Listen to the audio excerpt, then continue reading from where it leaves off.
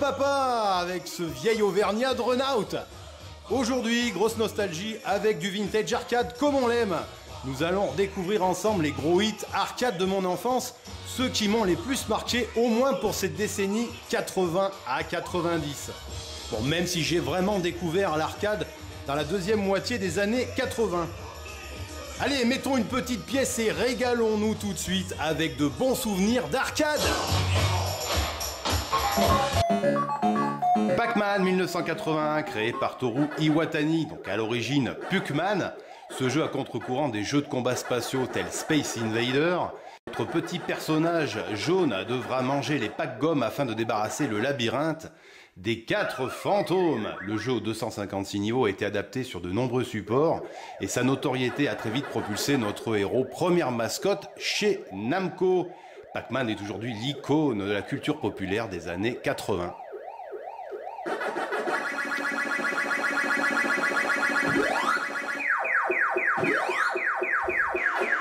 Turbo Sega 1981, mon tout premier jeu de course découvert en arcade.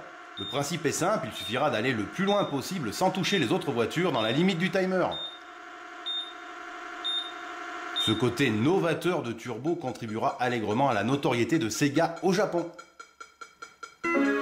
Pole Position 1982, édité par Namco au Japon et par Atari aux États-Unis. Donc dans ce jeu de Formule 1, nous devons nous qualifier sur le circuit de Fuji Speedway pour ensuite concourir face à des adversaires dans une course de championnat.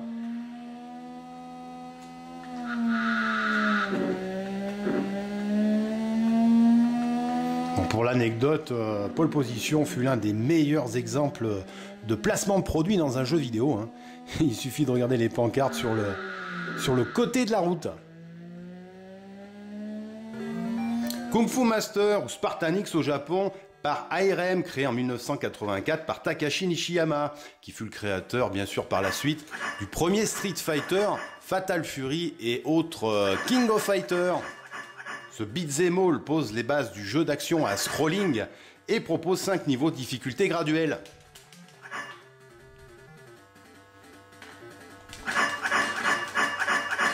Ici, Thomas doit délivrer Sylvia, kidnappée par les hommes du mystérieux Mr. X. 1985, New York Captor de Taito, un grand souvenir pour moi, car ce fut mon tout premier jeu de pistolet optique. Nous sommes un flic et nous devons combattre un gang de malfrats. Pour cela, il nous faudra abattre tous les gangsters jusqu'à la fin du niveau, le boss. Et il faudra bien sûr éviter les civils et tirer sur les ballons et les oiseaux pour gagner des bonus.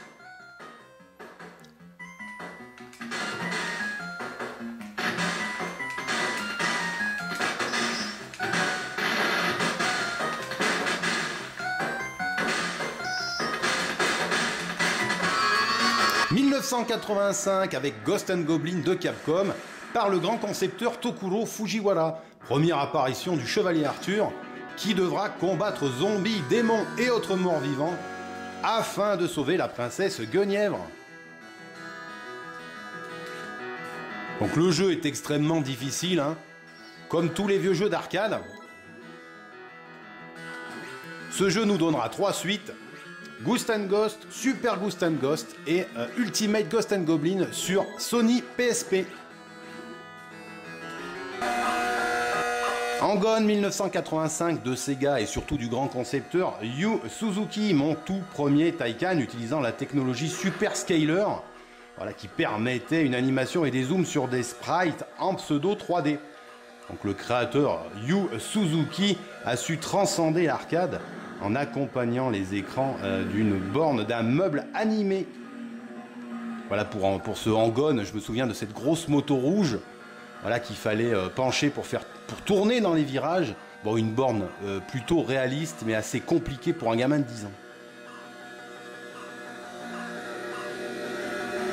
Grande année pour les studios AM2 et Sega en arcade en 1986 avec ce Enduro Racer, ici même PCB qu'Hang-On. La particularité de ce jeu de motocross était l'utilisation d'un guidon permettant de faire des wheelings et de pouvoir faire des bonds au-dessus de ses concurrents. Un jeu assez difficile où il faudra traverser 5 étapes truffées d'obstacles. Rigard de Tecmo 1986. Dans ce jeu d'action, notre guerrier légendaire Rigard devra débarrasser la Terre d'Argoul des démons grâce à son bouclier amovible nommé le Disque Armor. Nous traversons 27 niveaux afin d'affronter le maléfique Ligard.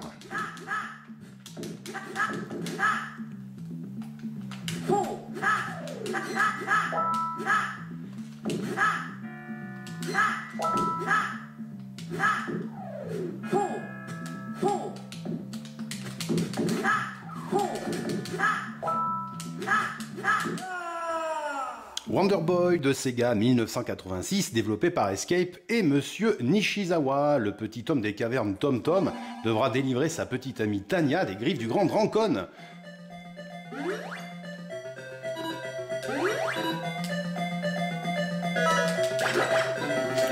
L'originalité du soft tient du fait que l'on peut utiliser ce petit skateboard rouge et une fée pour traverser plus rapidement les niveaux.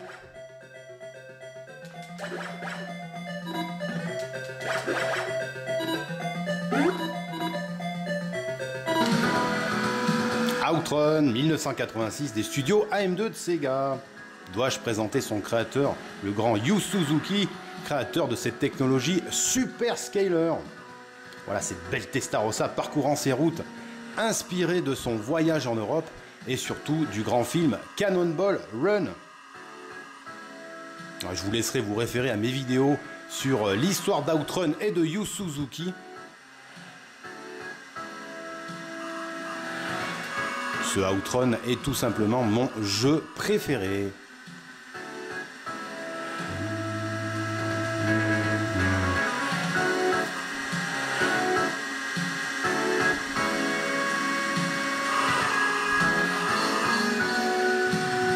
On continue avec l'année 87 et la maison Sega et les studios AM2 avec ce Afterburner 2.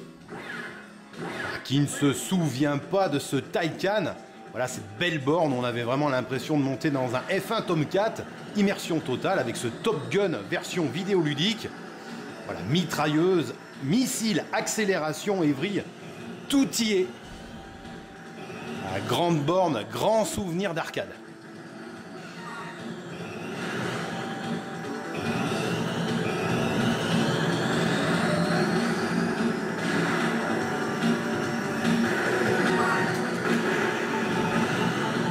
Shinobi 1987, cette carte Sega System 16B nous met dans la peau de Joe Musashi, certainement le ninja le plus célèbre des jeux vidéo. Shuriken, sabre, nunchaku et pouvoir ninja ne seront pas de trop pour libérer les élèves du clan Oboro. Partez à l'aventure et terrassez les ninjas du clan Zid.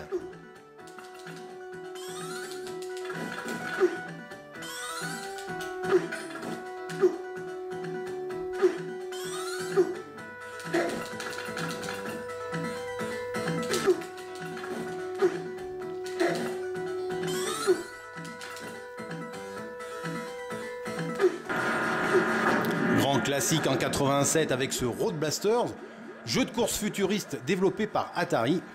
Ici, vous devrez tirer sur vos concurrents et ramasser le maximum de carburant pour finir la course. Pour éviter les tourelles de combat et les mines. 3 niveaux de difficulté, plus de 50 rallyes différents, un grand classique et une excellente conversion Mega Drive en 1990.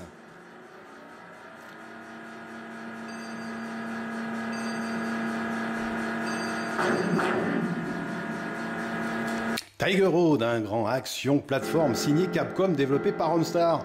Incarnez Lee Wong, un moine guerrier dans une Chine médiévale sous l'emprise d'un maléfique seigneur noir. Traversez les 30 tableaux en délivrant tous les enfants et terrassez les boss jusqu'à la tour infernale.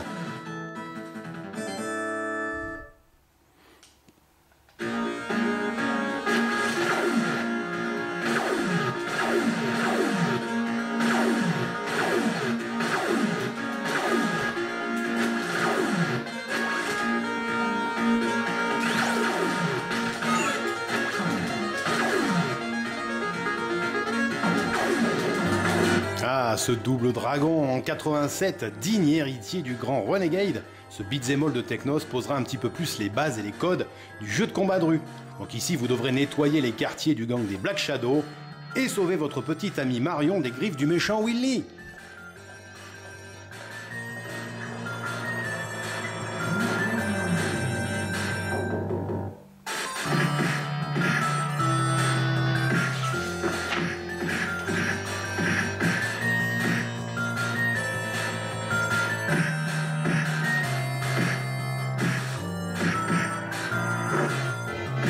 Twin Cobra ou Ultimate Tiger au Japon, édité par Taito et développé par Toplan. Ce shmup à défilement vertical est l'un de mes premiers souvenirs de shmup arcade. Il s'agit de la suite de l'excellent Tiger Hill jeu l'hélicoptère sorti en 1985.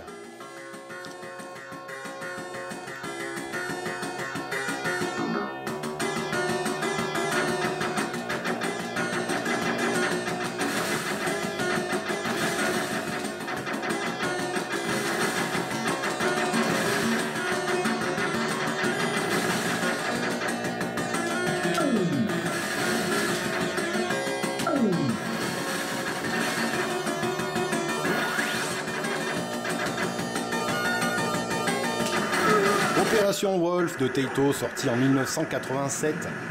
Dans ce jeu de tir, vous devrez affronter des hordes de soldats, vous attaquant au couteau, à la grenade ou à la mitrailleuse. Il faudra aussi exploser des chars et des hélicoptères.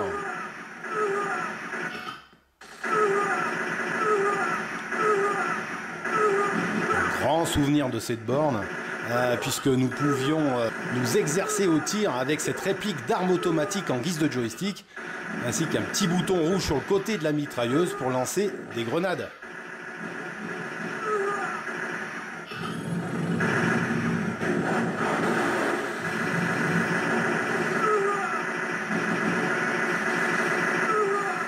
On reste chez Taito avec l'année 88 et ce super jeu de caisse chez HQ, voilà, qui est assez unique finalement, puisque le but est de rattraper les délinquants et de les percuter jusqu'à ce qu'ils s'enflamment. Tout ça dans un temps imparti.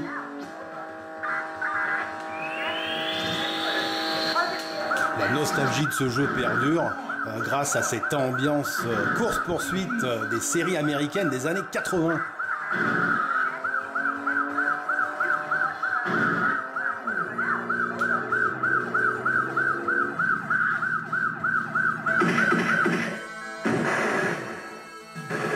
Prisonnier au foire. Et oui, SNK faisait des jeux bien avant la Neo Geo. Donc dans ce beat'em all militaire, il faudra s'échapper du camp, infiltrer la base ennemie et éliminer les chefs.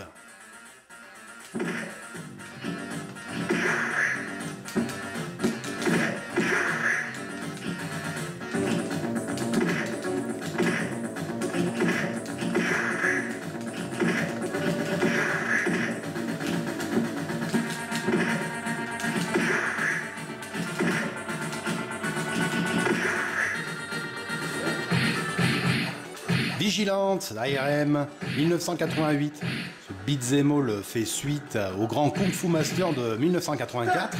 Il en reprend en partie l'action, le gameplay et surtout le scénario. Voilà, une excellente conversion sortie en 89 sur PC Engine.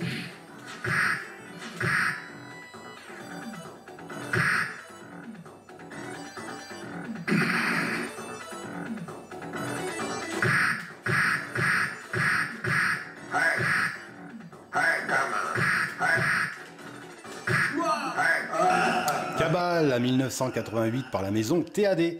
Ce shooter plein d'humour nous met dans la peau d'un commando qui devra nettoyer 20 tableaux. Tout est destructible à l'écran, même le décor. Ce jeu donnera quelques clones tels que Nam 75 sur Neo Geo en 90 et l'excellent Wild Gun sur Super Nintendo en 94.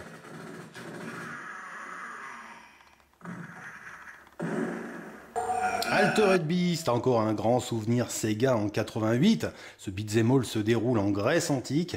Nous incarnons un centurion ressuscité par Zeus pour l'en sauver sa fille Athéna. L'originalité du soft réside dans l'ambiance des décors, mais surtout sur le gameplay basé sur les transformations bestiales.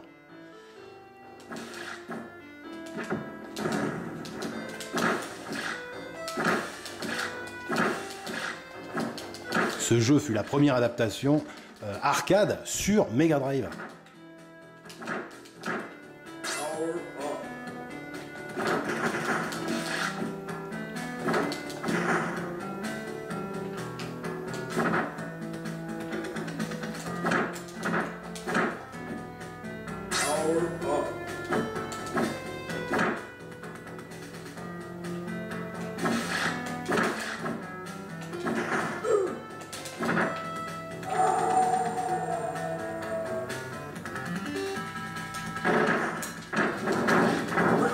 To your doom.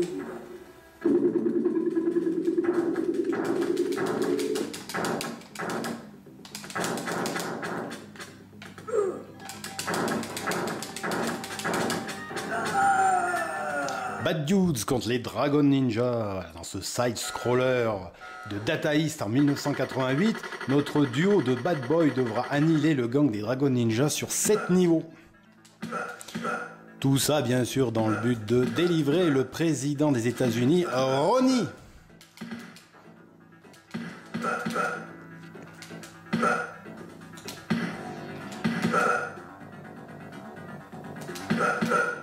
Donc encore une grosse nostalgie pour moi, puisque j'ai énormément joué à la version CPC 6128.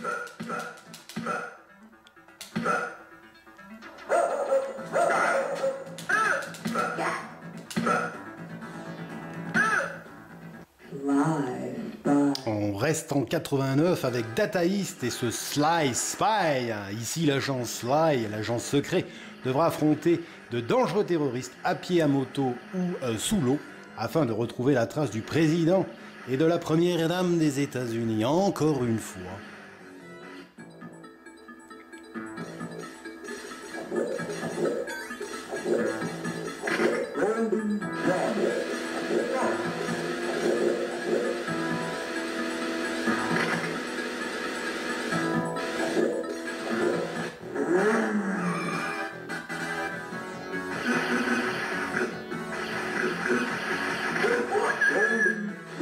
Quelle claque en 89 de découvrir ce CP System 1, moteur de ce beat'em all de Capcom, considéré à l'unanimité comme la nouvelle référence du genre dans ce jeu de combat de rue, aidait le maire Hagar, le maire de Metro City, à retrouver sa fille et à arpenter les rues avec Guy, Cody et ce fameux Hagar afin de combattre le gang des Mad Gear.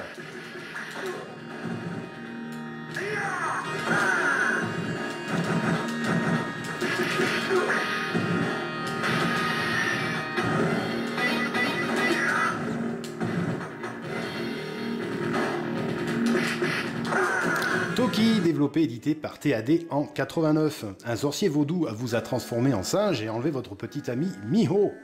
Lancez-vous à la poursuite du démon et à travers 6 niveaux, accrochez-vous car ce jeu de plateforme action est extrêmement difficile.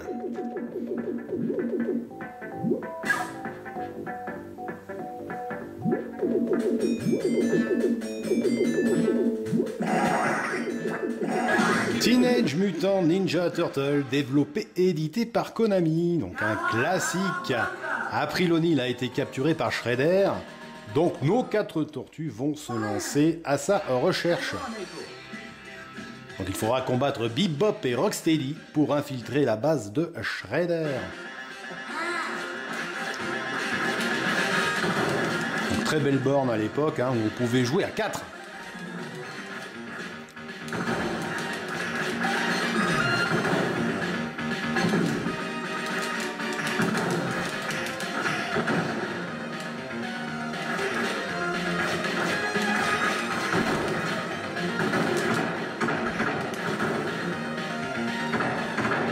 Encore un grand souvenir pour moi avec cette carte System 16B pour ce Golden Axe de Sega sorti en 89. Incarné Axe Battler, Tyrus Flair ou Gilius Thunderhead le nain.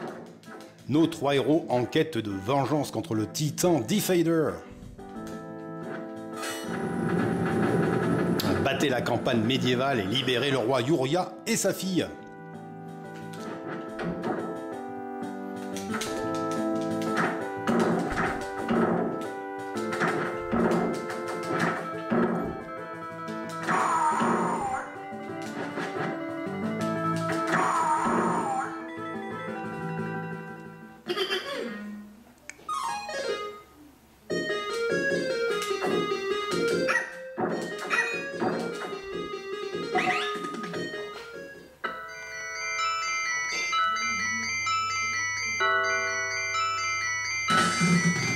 Super Monaco GP, sorti en 1989 chez Sega, roulé sur les sections les plus emblématiques du circuit de Monaco.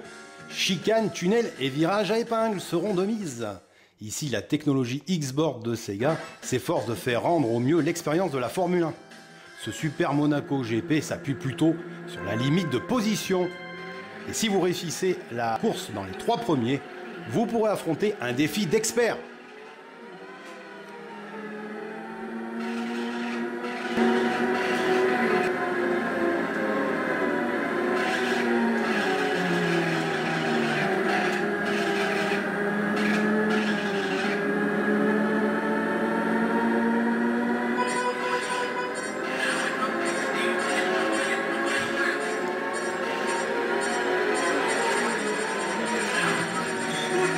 Passons aux années 90 avec Football Champs de Taito. Bien avant Super Sidekicks, Taito nous sert un jeu de foot complètement déjanté où l'on peut frapper l'arbitre ou l'adversaire. Tous les coups sont permis pour gagner les matchs. Faites évoluer votre joueur vedette et remportez la Coupe du Monde.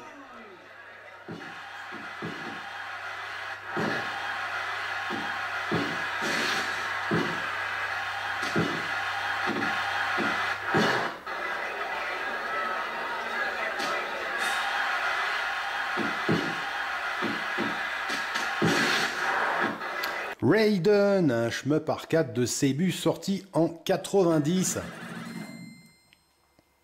Voilà, nous allons devoir combattre les aliens de la race Kranasian et libérer la Terre grâce à un armement de votre vaisseau supersonique super puissant nommé le Raiden. 8 niveaux pour venir à bout de votre mission.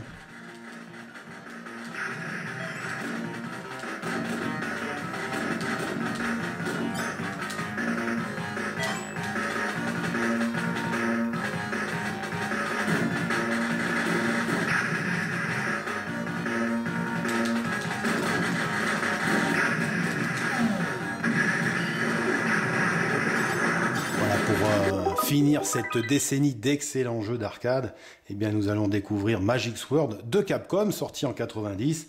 Donc ici, notre barbare doit gravir les 50 étages de la tour de Drokmar le sorcier pour récupérer une épée magique.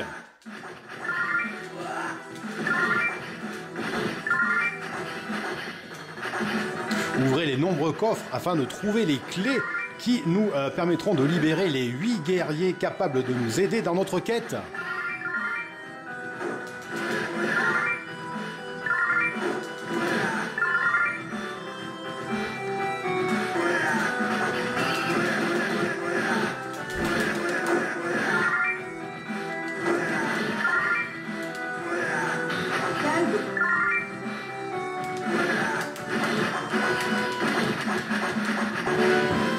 Voilà pour cette petite trentaine de souvenirs arcade dans lesquels j'avais mis un peu d'argent à l'époque.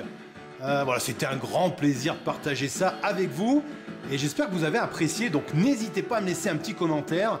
Et tout simplement à me dire quelles sont les bornes qui vous ont le plus marqué, vous, les vieux nostalgiques. Sur ce, je vous dis à très bientôt pour un nouveau Rétro Gaming à Papa avec le Rétro Gamer Auvergnat Renault. À très bientôt. Salut et vive l'arcade!